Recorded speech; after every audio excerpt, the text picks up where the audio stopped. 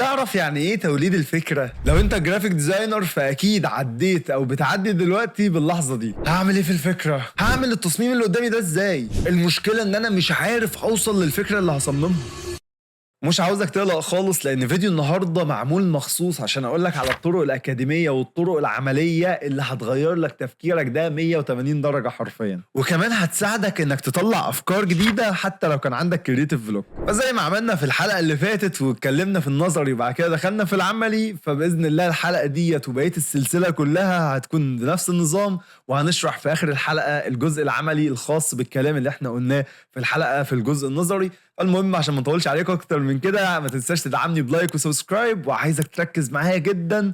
فنجان القهوه التمام ويلا بينا يا فنان.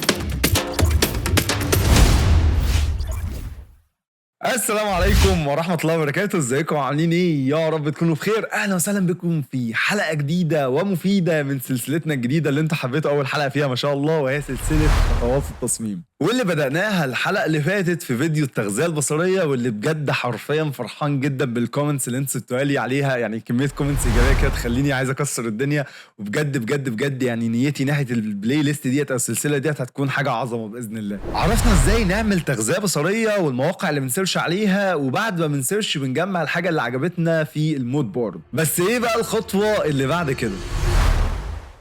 الخطوة اللي بعد كده هي ان احنا نوصل للفكرة اللي هننفذها في التصميم بتاعنا، وعشان نوصل للفكرة محتاجين نشتغل على كام حاجة كده. الطريقة الاولى والطريقة الاكاديمية في نفس الوقت، واللي بيعتمدوا عليها في معظم الشركات ان ما كانش الشركات كلها، وهي ان انت تبدأ تحدد الكلمات الرئيسية او الكيوردز الاساسية في البريف بتاعك.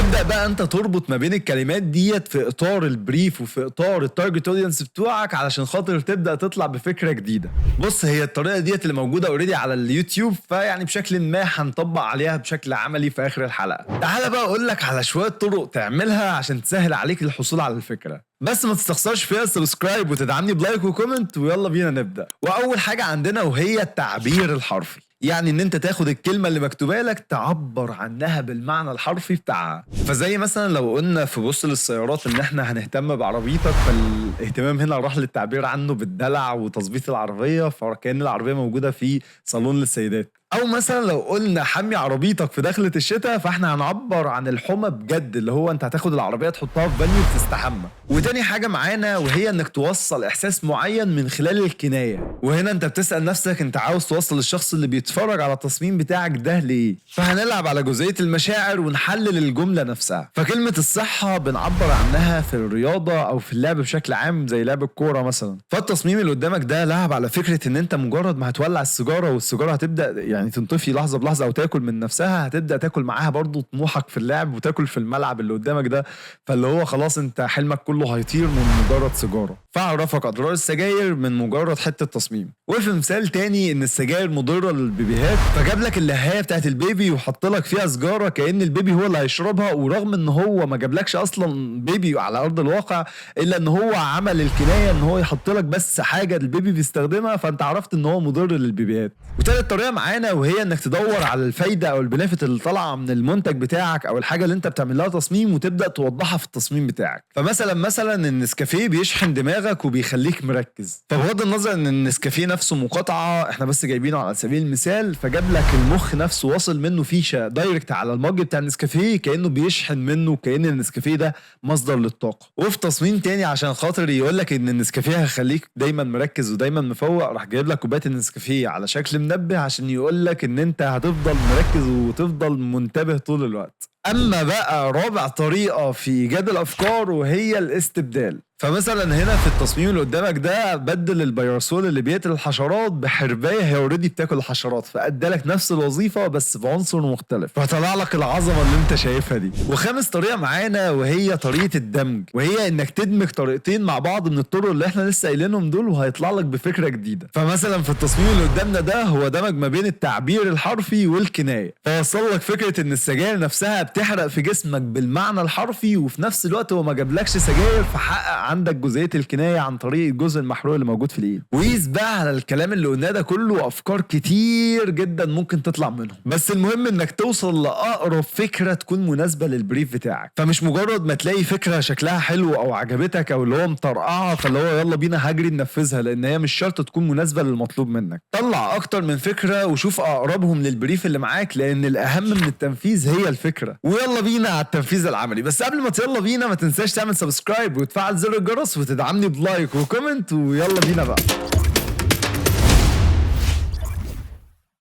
ونيجي للجزء العملي واللي كله بيبقى مستنيه في اخر الحلقه. بصراحه يعني انا متحمس جدا، ورحت جبت لكم بوست اوريدي موجود على السوشيال ميديا، لحد كاتبه لي مخصوص ولا اي حاجه، وداريت زي ما انتم شايفين كده على اسم المحل نفسه عشان خاطر ما يكونش دعايه مباشره. احنا بس مجرد بندور على ان احنا ازاي نقدر نجيب افكار من خلال بوست اوريدي داخل لنا عادي جدا.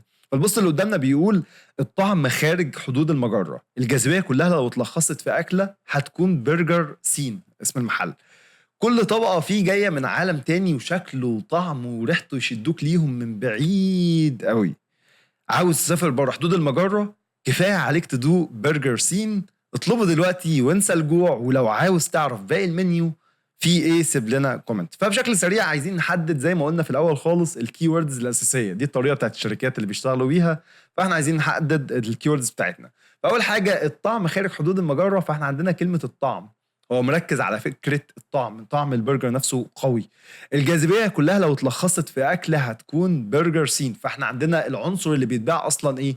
البرجر. تمام، فاحنا عندنا لازم يكون فيه الطعم، نركز على ان احنا نعبر عن الطعم، في نفس الوقت هنعبر عن البرجر. كل طبقه فيه جايه من عالم تاني، وشكله الشكل تمام، وطعمه احنا قلنا اوريدي الطعم فيعني مش لازم نحددها تاني، وريحته احنا عندنا ريحه يشدوك ليهم من بعيد قوي. عايز تسافر بره حدود المجره؟ كفايه عليك تدوق برجر، اطلبه دلوقتي وانسى الجوع. فاحنا ممكن نعبر عن الجوع، دي برضو ايه عنصر نوعا ما ممكن يكون معانا. فمحتاج ان انا اوفر الحاجات ديت موجوده فين؟ موجوده عندنا في التصميم. احنا برضو كنا اتكلمنا بعد كده على الجزء او الفكره العمليه، ان احنا عندنا 5 حاجات: كنايه، تعبير حرفي، استبدال، دمج، والتعبير عن الفوائد نفسها او الحاجات الايجابيه اللي موجوده. فانا محتاج اعبر عن الطعم، فالطعم هيتعبر عنه عن طريق شخص مثلا ماسك البرجر ومستمتع بيه مثلا على سبيل المثال. هعبر عن البرجر ان البرجر نفسه لازم يكون موجود وواضح في التصميم، لان ده اوريدي تصميم هارد سيل، فاحنا مش هينفع نجيب البرجر صغير البرجر مش واضح وما الى اخره. هنعبر عن الشكل، ان احنا نعمل ريتاتش للبرجر، ان البرجر يكون شكله يشد، ما يكونش متطبق او متفعص. نبدا بقى نفرده ونظبطه، نبدا نزود مثلا عناصر فيه عايزه تبدا تكون اوضح، تكون شكلها جذاب ويكون شكلها حلو. والريحه ممكن من خلال مثلا السموكايه او الدخان اللي بيطلع كده مثلا على شكل قلب على البرجر وهو بياكله، فهيكون الموضوع ايه جميل. طيب احنا كده يعني وصلنا نوعا ما لفكره اصلا للتصميم. خلينا بشكل سريع نبص تاني على البوست. فبيقول لك خارج حدود المجره، يعني عندنا برضو ايه في الفضاء الجاذبيه، راح ايه برضو هنا بره خارج حدود المجره وانسى الجوع. فاحنا ممكن نروح للفضاء ونعبر عن الشخص اللي جعان، فاحنا هنعبر برضو عن الجوع في نفس الوقت عن طريق رائد فضاء. رائد الفضاء اوريدي لما بيطلع بره فالاكل بيكون الدنيا مختلفه شويه عنه في الارض، فممكن يكون جعان اكتر. فممكن رائد فضاء واقف على كوكب فوق مثلا وماسك برجر طالع منه دخان عليه قلب ومستمتع بيه. والله في فكره كمان جميله جدا، يعني بما ان احنا عايزين نعبر عن ان هو بيجوع وان هو انت هتنسى الجوع وان هو في دخان بالمناسبه، فممكن نخلي مثلا الدخان نفسه راجع لورا رائد الفضاء وفي كائنات فضائيه. حاسس انها وسعت مننا شويه. لا لا لا فرجريت، انسى خالص، انسى. اعتبر مثلا ايه، اصل هي مش هتكون مناسبه. يعني هي فكره لذيذه ان مثلا ندل ان الناس كلها عايزه البرجر، فنجيب مثلا كائنات فضائيه جايه من بره من ورا في الاوت فوكس خالص كده، لان احنا محتاجين فوكس يكون على الراجل وعلى البرجر بشكل اساسي. فالكادر غالبا هيكون متاكل اكتر ناحيه البرجر، فاحنا مش عايزين نبعد بقى. فخلاص نستغنى عن فكره الكائنات الفضائيه، ان هو مثلا يكون رائد فضاء ماسك البرجر في ايديه ومستمتع بيه قوي وطالع منه دخان على شكل قلب. ده كده فكره البوست جبناها في ثانيه، واوريدي عبرنا عن التعبير الحرفي اللي هو في حته المجره حدود المجره، عملناها في التعبير الحرفي، والكنايه من خلال الجوع. فاحنا كده حلينا فكرتين اصلا اوريدي دول بيحققوا لي الدمج، فاحنا عملنا دمج وكنايه وتعبير حرفي في نفس الوقت من خلال البوست اللي احنا شايفينه مع بعضينا واحنا قاعدين دلوقتي. خليني اقول لك فكك من اللي احنا قلناه ده خالص دلوقتي، تمام؟ وخلينا نشوف لو مثلا رحنا لان احنا نعمل انسبيريشن عادي خالص زي ما بنبدا عادي اي تصميم، هيطلع التصميم شكله ايه، او ازاي ممكن نعمل انسبيريشن للبوست اللي قدامنا ده. فاحنا هنا زي ما قلنا بنتكلم عن البرجر، فلازم يكون عنصر اساسي طعمه وريحته، وممكن نروحوا لجزئيه الفضاء. فتيجي نسرش مثلا هيبقوا كاتبين برجر كرييتيف ادز زي ما قلنا في الحلقه اللي فاتت، وممكن نتكلم عن سبيس كرييتيف ادز. خلينا نبص الاول على سبيس كرييتيف ادز. سبيس كرييتيف ادز، تعال نشوف الافكار بتاعت السبيس عامه رايحه لفين. يعني مثلا هنا راح لك لواحد قاعد اصلا اوريدي حاطط رجله على بغض النظر عن التنفيذ، احنا قلنا في الاول بنبص على الفكره نفسها، فحاطط رجله على اللي هي بتاعت الحاجات الساقعه وماسك حاجه ساقعه ومستمتع وبيتفرج على الكره الارضيه، في واحد تاني بيتمشى. فممكن مثلا نجيبه برضو واحد قاعد وبياكل البرجر بتاع المحل بتاعنا، هتكون برضو فكره نوعا ما لذيذه. فمثلا عجبتني الفكره ديت، هنيجي رايح على البيور ريف. لو تفتكر في الحلقه اللي فاتت اللي قلنا عليها، هنضغط عليه مجرد ما هيفتح معانا هيطلع لنا واجهه سودة كده، او على حسب انت عامله بلون ايه زي ما انت شايف قدامك كده. هنيجي واخد بس ديت كوبي، مجرد ما هاجي نروح هنا نضغط ضغطه ونعمل كنترول في، هيبدا ينزل لي التصميم قدامنا من مسطره بيخليه لك متوسطا كده قدامك. وعندنا اول حاجه اهوت، عايز اتحرك بنضغط الت ونبدا نحرك هنا من جوه. عايز احرك السلايد نفسها كلها، بضغط على كليك يمين واحركها في المكان اللي انا عايزه وبالمساحه اللي انا محتاجها. فمثلا هاخدها بالشكل اللي قدامنا ده هنا. وتعال نبص على بقيه التصميمات مثلا في الكرييتيف ادز في السبيس. فمثلا من بره كده خلينا ايه نبص كده. مثلا هنا التصميم ده شكله نوعا ما يشد. دي فكره برضو لذيذه، انه مثلا يكون واحد نجيب بس ايد رائد فضاء. احنا اوريدي برضو عملنا دلاله او عملنا كنايه عن رائد الفضاء من خلال ايديه، ان هو ماسك البرجر مثلا، ونجيب شكل زي اللي ورا ده ستايل لذيذ جدا. ممكن نعمله حاجه تانية مختلفه، او ممكن ليه لا تكون برضو لذيذه. او ممكن نجيب الكادر نفسه. يعني احنا مش لسه قايلين برضو فكره الفضائيين وقلنا ممكن تاخد مساحه كبيره من الكادر؟ لا، احنا ممكن نجيب اصلا الايد، بدل ما نجيب وش رائد الفضاء، لا نجيب ايدين رائد فضاء ماسكه برجر، ومن ورا الفضائيين جايين عليه، او مركبه فضائيه جايه، او ممكن تودينا الخيال برضو نوعا ما كويس. فمثلا عجبني ده برضو، هنيجي راجع هنا كده ونبدا نتحرك ونعمل كنترول في، حطها جنبها.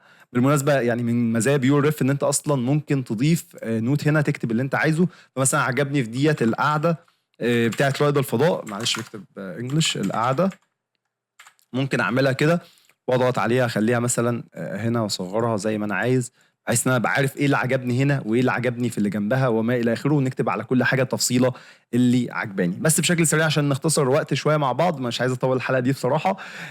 لو بصينا تاني، تعال نبص مع بعض. ايه تاني خلينا كده نضم واحده واحده. في هنا برضو ايه، بس لا احنا مش هنعبر عن جزئيه الجوع عشان خاطر رائد الفضاء مش هيكون باين. محتاجين نعبر عن رائد الفضاء باي شكل ممكن. في اصلا اول واحد عندنا هنا خالص ده تحفه جدا، بنفس الفكره اللي احنا لسه واصلين لها نوعا ما، ان في ايد رائد فضاء نفسها ماسكه البرجر بقى، تكون بدل ديت خالص المنتج ده يكون البرجر، هيكون في اللذيذ خالص. وممكن ايه الدخان نفسه لفوق ونطلع بالكادر لفوق. فدي مثلا عجبتني على البيور ريف، وارمي على طول ودي هتكون معانا هنا بالشكل اللي قدامنا ده. خليها على جنب وتعالى نبص مع بعض كمان. ممكن تكون ايه، شفت احنا اصلا اوريدي وصلنا الفكره، بس مجرد ما عملنا تغذيه بصريه الفكره بدات تتطور وبدات تظهر بشكل مختلف. احنا قلنا رائد فضاء ماسك كده وزي ما انا قاعد كده قدام الكاميرا وباصص للبرجر وجعان دلوقتي. طب ليه ما نجيبش ايد رائد الفضاء ونركز اكتر البرجر بحيث ان هو يكون واضح في التصميم بتاعنا، هيكون شكله افضل بكتير. فالتغذيه البصريه بتفرق معانا بشكل كبير قوي جدا. يعني مش شرط هتعتمد على انتاج الفكره من الخطوات اللي احنا قلناها، لا التغذيه البصريه والاستلهام هيفرق معاك جدا باذن الله. تعالى برضو نبص مع بعض على بقيه الافكار اللي موجوده للسبيس. طيب ماشي، تمام كلها نوعا ما. تعالى نبص ايه ده. ما يطلعش منها حاجه قوي بصراحه الفكره ديت، هي رايحه اكتر للمانيبيوليشن. فتمام مثلا خلاص انا اكتفيت من فكره ان احنا بندور على السبيس. تعالى بقى ندور على برجر اصلا كريتيف ادز، نشوفوا مطلعين البرجر بالشكل اللي عامل ازاي. فتعالى نعمل كده برجر، سوري بكتب عربي، برجر كريتيف ادز. تعالى كده نبص على اللي طالع لنا. تقريبا احنا عملنا الموضوع ده في الحلقه اللي فاتت، فهي نفس الافكار اللي كانت طالعه المره اللي فاتت، كان فيها حاجات برضو كريتيف جدا، بس احنا رايحين للفضاء. فايه بص شكل البرجر بيكون عامل ازاي. خلي ده ريفرنس ليك لشكل البرجر اللي انت هتحطه في التصميم بتاعك. ما تاخدش مثلا لو العميل بتاعك باعت لك البرجر زي ما هو، اللي هو يعني البرجر مطبق متصور بالموبايل، حاول قدر الامكان تظبط الدوج والبرن وتبدا توسع الحاجه. انت ممكن تزود اصلا كاتشب انت من عندك بالدمج وتشتغل على البرجر عشان يطلع بشكل يشد المشاهد ان هو يبقى عايز يطلبه، لان نجاح المنتج من نجاح شغلك انت شخصيا. فاهتم بالتفاصيل بتاعه الريتاتش. فده ممكن اخده بس مجرد كريفرنس ليا من ناحيه ايه، من ناحيه ان انا اطلع البرجر نفسه هيكون شكله عامل ازاي. فده مثلا اهو تمام، ده ريفرنس للشكل، خليه على جنب وتعالى نكمل مع بعض البرجر ممكن يكون عامل ازاي. مثلا حاجه زي هنا فستايل الدودل برضو ليه لا، ليه نروح للفضاء كفضاء مع ان برضو هيطلع شكله حلو كمانيبيليشن؟ ما نروحش مثلا ان انا نخلي البرجر نفسه صوره ريل وحواليه اصلا ايدين رائد الفضاء نفسها مرسومه دودل. بالمناسبه في اكشنز اصلا جاهزه مجرد بتدي لها الصوره وهو بيحولها لك لدودل، يعني الموضوع مش محتاج منك مجهود كبير، هو ممكن بس تسيرش عليها وتلاقيها موجوده عادي جدا بمنتهى السهوله، او انت تسيرش اصلا على استرونوت هاند دودل على طول دايركت هتطلع لك حاجات كتير برضو موجوده ليها. نفس النظام هنا برضو ستايل الدودل. فانا بصراحه ليه لا ما نعبرش عن الفضاء بالدودل، هيكون نوعا ما فكره لذيذه، اعتقد هتكون برضو مختلفه ان احنا ما نجيبوهاش بقى فضاء اللي هو فضاء بس بصراحه انا اعتقد، تعالى انا بفكر معاك بالمناسبه ان احنا لو جبنا البرجر نفسه في الفضاء حقيقي فالبرجر الوان حاره وده المطلوب، فالفضاء الوان بارده اللي انت هتروح للون الازرق في الخلفيه، فهيحقق لك كونتراست والوان جميله قوي تشد اصلا الشخص اللي رؤيه التصميم نفسها. انا بصراحه استخدمت الباليت دي قبل كده فحسيت ان هو لا في الفضاء بجد كصوره ريل هتكون ألذ بكتير. فيعني عامه هي دي موجوده معانا هي في الريفرنس بتاعنا او في المود بورد بتاعتنا، بس الاساس بتاعنا احنا خلاص هنروح للفضاء باذن الله. ده مثلا دي مكونات. على فكره ده يعبر برضو عن الجزء الخاص بالبريف. لو بصينا مع بعض على البريف بيقول لك ان كل طبقه فيه جايه من عالم تاني، يعني انت اصلا اوريدي ده معبر عن فكره كل طبقه فيه، فممكن نوظف ده في فكره ثالثه خالص ان احنا نقعد نفكر في فكره ثالثه، بس خلينا ما نضيعش وقت طويل يعني. برضو تعال نبص مع بعض ايه تاني ممكن نبص عليه. فكره هنا انا عاجبني قوي هنا بصراحه الخطوط اللي موجوده في الجنب ديت بتشاور لك على الكوكب وبتشاور لك على المنتج في نفس الوقت، فاهم؟ فعطيلك يعني شكل جميل جدا. فده ممكن اوظفه من خلال الاضاءات اللي هتكون موجوده في الباك جراوند اللي هي في السبيس او في الفضاء نفسه اللي انا هبدا اوظف فيه التصميم. هتكون برضو فكره لذيذه جدا وفكره حلوه انها تشاور لي على البرجر بتاعي اللي هي اوريدي في ايد رائد الفضاء، هتكون لذيذه قوي. ديت فكره نوعا ما لذيذه بغض النظر ان ده مقاطعه. فيعني الفكره ان انا مثلا نجيب البرجر بتاع المحل على شكل قلب، بس اوريدي احنا قلنا هنوظف الدخان على شكل قلب، فهي هتكون تكرار، والتكرار رخم وممل مش دايما بيكون حلو. فلا خلينا نبعد عن حاجه زي كده برضو، مش هتكون ألذ حاجه. فبشكل سريع اعتقد ان احنا وصلنا لفكره كويسه، وهي ان تكون الايد نفسها من الفيو اللي هو ورا كده كأن منظور عيني انا من رائد الفضاء نفسه، لان اصلا اوريدي حد خوذه رائد الفضاء بتكون عاكسه فمش هتكون باينه الملامح بتاعت الوش، فمش هتحقق لي اللي انا عايز اوصل له بالظبط. مع ان احنا نجيب البرجر نفسه مع ريتاتش قوي زي كده بالاضافه الى الباك جراوند تكون فيها بعض الخطوط اللي احنا شفناها من شويه، هتكون برضو لذيذه جدا. احنا قلنا خلاص دي اوت يعني ممكن نمسحها عادي خالص بالديليت، ودي برضو كانت لذيذه والله. بس يعني خلاص احنا وصلنا لفكره معينه عشان ما نطولش الحلقه اكتر من كده. يعني اتمنى والله ان تكون الفكره نفسها عجبتكم. لو عندكم افكار تانية ممكن تكتبوها لنا تحت في الكومنتس، واتمنى يعني تكون الحلقه دي مفيده بالنسبه لك. لو حابين برضو بارت 2 من الموضوع ما تنسوش تكتبوها لنا في الكومنتس تحت، واستنوا الحلقات القادمه من سلسله خطوات التصميم. اشوفكم على خير الحلقه الجايه. السلام عليكم ورحمه الله.